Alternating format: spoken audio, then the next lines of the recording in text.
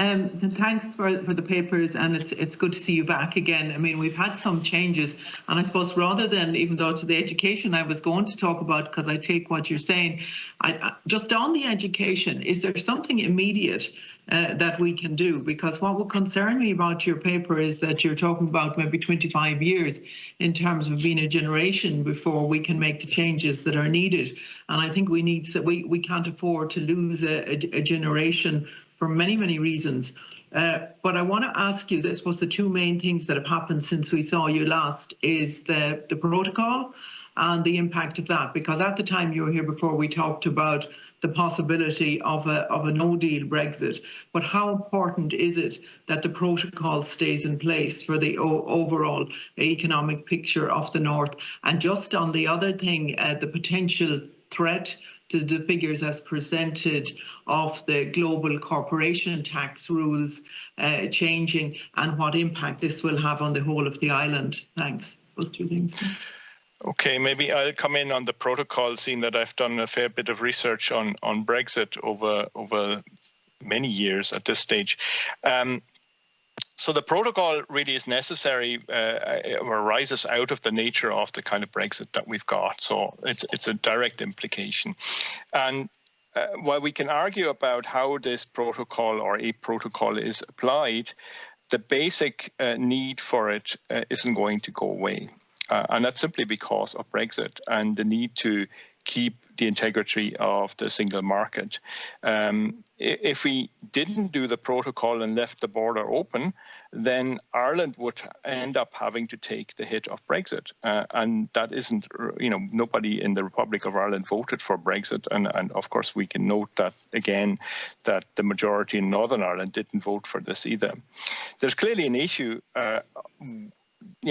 some imports from GB into Northern Ireland are clearly going to be impacted on this. There's no doubt about that. But there are opportunities as well arising out of Brexit and the protocol for Northern Ireland. Northern Irish businesses can source within the EU where businesses in GB are going to have to face non-tariff barriers. And this is something that I think hasn't really seen enough attention, perhaps for political reasons. But economically, there is a great opportunity here for Northern Irish businesses. And that is something that I think we need to explore much more. There is no doubt that there are costs to Northern Ireland from the protocol, but that's simply a cost of Brexit. And there's not really very much room around this. We can apply the rules a little differently, but the rules are going to have to be there. On corporation tax, maybe John might want to come in there, but it's a big issue. All right. Just on the corporation tax briefly, the Republic is at risk from changes in US tax law. Northern Ireland's T.K. Whittaker, Sir George Quigley, who was hugely impressive, argued for a low corporation tax in the North. I felt he had missed the boat. That corporation tax could have attracted jobs in the 1980s, but by 2000, it's not about jobs, it's just about revenue. And that the jobs in Ireland and FDI are not here because of corporation tax, they're here because of revenue. So I don't think it's a quick solution for Northern Ireland to go for a low corporation tax rate. There's a difference between the jobs and the figures in terms of corporation tax, but that's for another day.